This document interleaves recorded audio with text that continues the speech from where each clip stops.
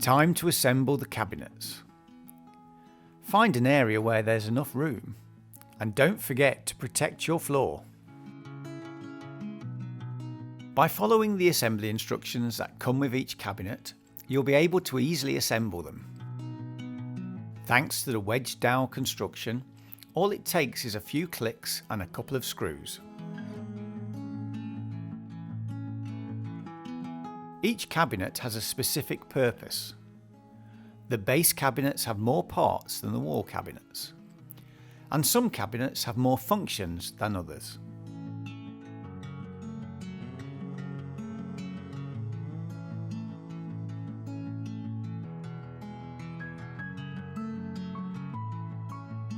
Base cabinets are fixed to the wall, but they also need legs to support them in front. The assembly instructions will tell you how many legs you need. The plinth, if you're having one, will be attached to the legs too. If you aren't having a plinth, you need to install the legs flush to the front edge. If you are having a plinth, you need to put the legs in the opposite direction, so that they're recessed and towards the front of the cabinet.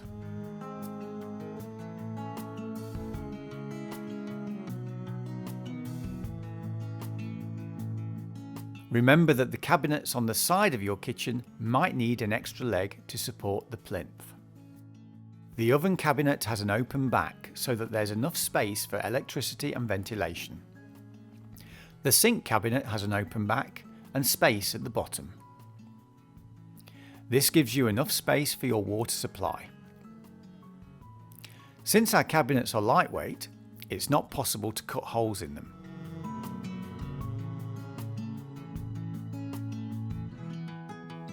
You can install your corner cabinet to the left or right. Make sure you follow the correct set of instructions.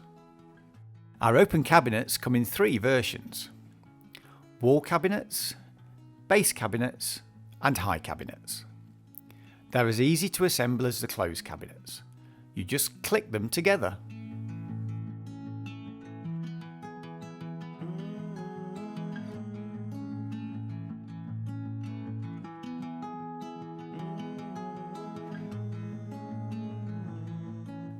It's the same with the legs. Simply click them on. Time for installation. Start from the corner, if you have one, and follow the marks that you made earlier.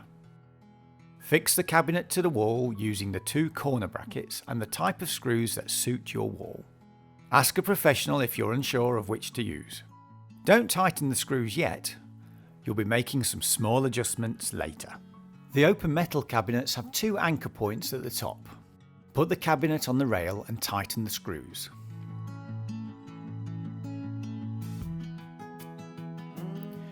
Put the next cabinet in position and align the cabinets at the front. Tighten them using the clips that come with the cabinets. You can't attach the open frames to the wooden cabinets. Once you have the cabinets in the right position, tighten the screws. Now you can remove the rail and either cover the holes with tiles or repair the walls. When installing the base cabinets, start with the corner cabinet.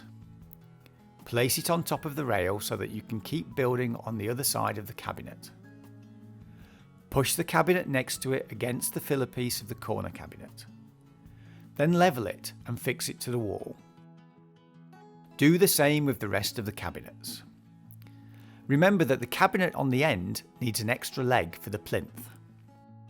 When you install the open metal cabinets, remember to make sure that they align with the other cabinets, both on top and in front.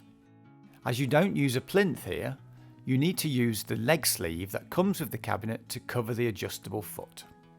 Once your base cabinets are installed, use a spirit level to check their position, then tighten the screws.